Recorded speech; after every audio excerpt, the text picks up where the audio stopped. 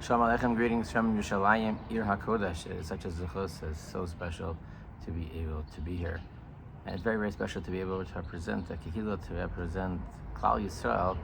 And when you go somewhere and you do something and you're not speaking on behalf of yourself, it's a different kind of experience, on a personal level. And people take it differently as well. And I really thank you for that opportunity.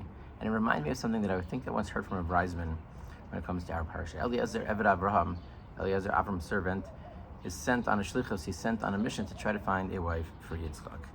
And Rashi explains that this wasn't the easiest of missions for him. He really wanted that his own daughter should be able to marry Yitzchak, but because he was in the category of Arur, he was from the cursed people, Avram said, Baruch and Arur, they can't work together.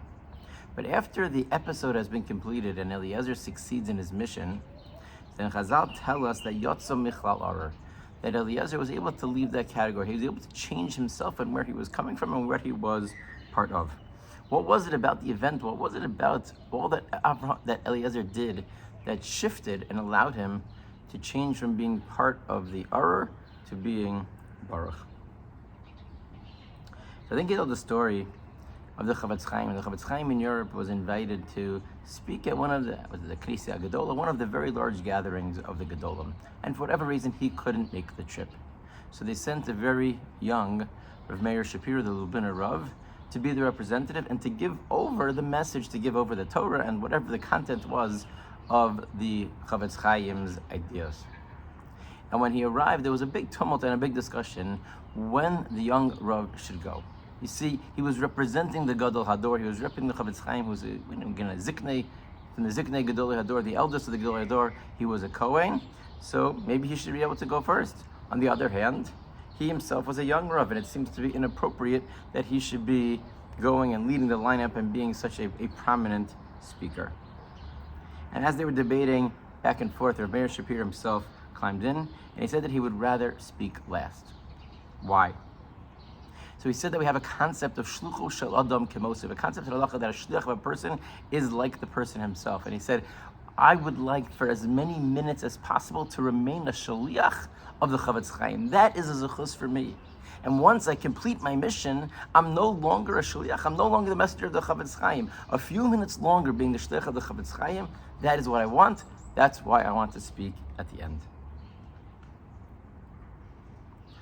This concept, perhaps in a certain way, is indicative of the greatness of Eliezer.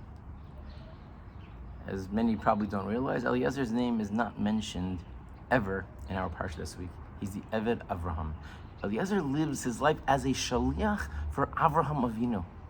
And what that did to him was change him profoundly. It changed him into a different person.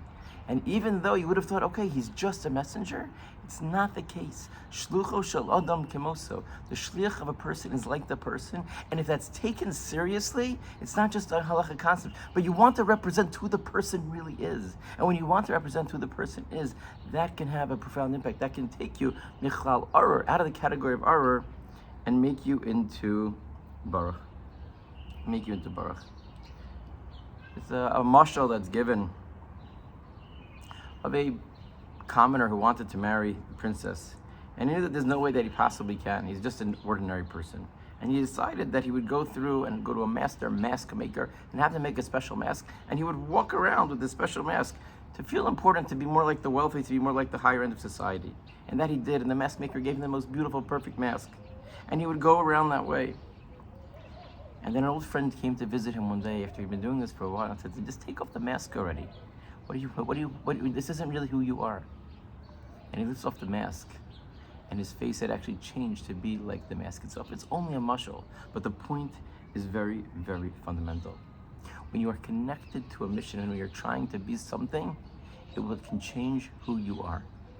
And that's part of the feeling that I have right now, that when I'm on this shlichus and I have the opportunity to represent, and so many here and the Rabbanim and other people that come are able to represent Klal Yisrael, it changes, it moves us, who we are. But the truth is that we are all representatives of HaKadosh Baruch Hu.